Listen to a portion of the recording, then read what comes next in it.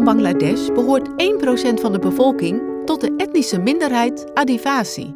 Deze achtergestelde groep leeft in grote armoede en isolement. Vrouwen en meisjes hebben het extra zwaar, omdat ze vaak jong uitgehuwelijkt worden en weinig naar school gaan. In 6 dorpen steunt de Bengaalse organisatie SERP moeders en dochters via zelfhulpgroepen, vaktrainingen en kinderclubs om onderwijs aan meisjes te stimuleren. আমরা মূলত এই সমাজে যারা হতদরিদ্র, পিছিয়ে পড়া, দলিত, আদিবাসী, minority যে পিপলগুলো আছে, বিশেষ করে নারীরা, তাদেরকে আমরা একত্রিত করার মাধ্যমে দল করছি।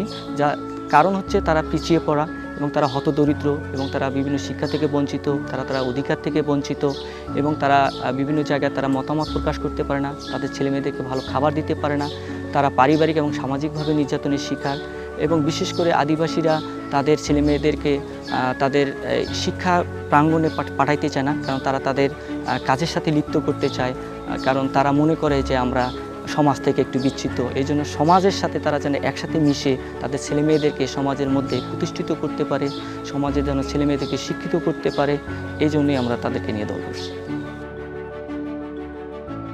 আমি দিনমজুরি করে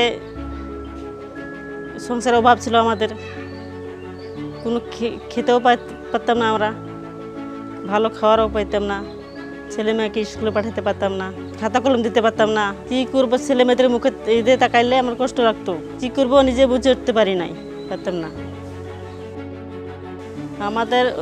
আমাদের গ্রামে আসছে স্যার প্রকল্প আসছে, ওখানে আমরা জানতে পেরে ওখানে যোগদান হয়ে আমরা সদস্য হয়ে আমরা ওখানে অনেক ধরনের প্রশিক্ষণ পেয়েছি। আমরা শিশু অধিকার জেন্ডার বিষয়ে প্রশিক্ষণ পেয়েছি, আমরা ব্যবসা উন্নয়ন প্রশিক্ষণ পেয়েছি।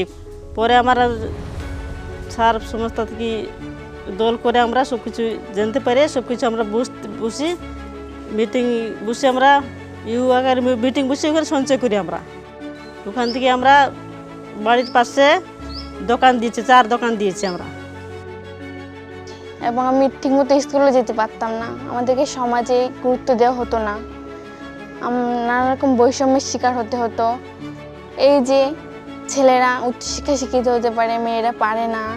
একটা পরিবারের ছেলে মেয়ে উভয় থাকলে মাছের মাথাটা ছেলেকে দেওয়া হয়, মেয়েকে দেওয়া হয় না। বিশেষ করে আমাদের আদিবাসীদের মধ্যে মেয়েদেরকে 18 বছরের আগেই বিয়ে দিয়ে দেওয়া হয় এবং আমাদের আদিবাসী মেয়েরা দিন মজুরির কাজ করে, সেখানেও তারা ন্যায্য মূল্য পায় না। সেখানে শিশু অধিকার, শিশু নির্যাতন, বাল্যবিবাহ, বয়সন্ধিকার, আমার যে জড়তাটা ছিল সেই জড়তাটা কেটে গেছে। আমি আগে সুন্দর করে গুছায় কথা বলতে পারতাম না, এখন গুছায় কথা বলতে পারি। বিভিন্ন সামাজিক অনুষ্ঠানে অংশগ্রহণ করতে চাইতাম না, কিন্তু এখন সব ধরনের সামাজিক অনুষ্ঠানে অংশগ্রহণ করি।